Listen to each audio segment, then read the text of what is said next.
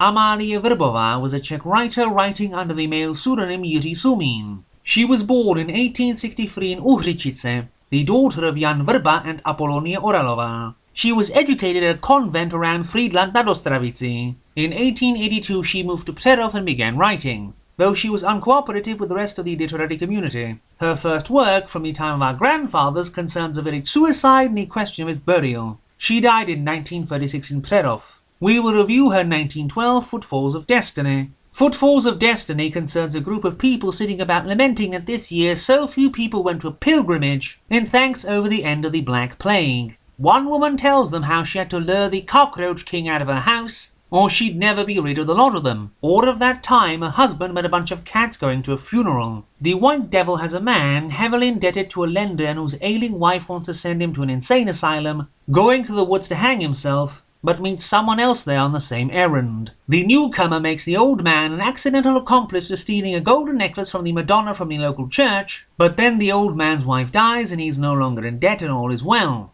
The swing concerns a woman whose father owned a factory and refused to let her marry a worker who liked her and who later became owner of that same factory, while she ended up being a maid and house servant. She goes to her old house on Christmas Eve thinking he may still like her, but he's happily married and has a child. In The Prisoner we see an owl imprisoned for nearly his whole life, eventually dying in his hole as a female tries to call him from the outside.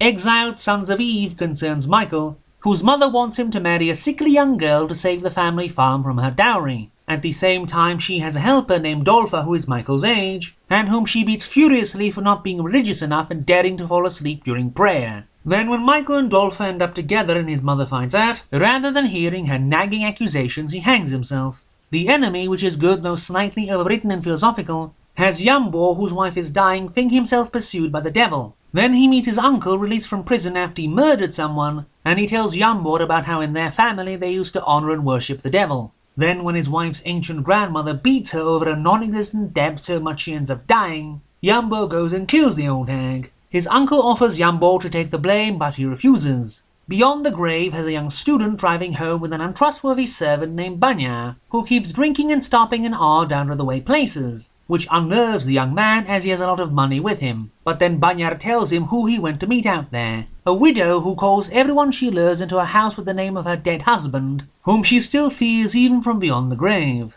as she promised to be forever faithful, and immediately stopped the day he was buried. So much so she became infamous and was even beaten up by the village women on several occasions. Once when Banya was with her in his wagon he saw the dead man walk up and mess with his horses before he disappeared. Then later down the road they find the woman had died several days ago and see her decomposing body before they get massively drunk and have an accident and Banya kills himself.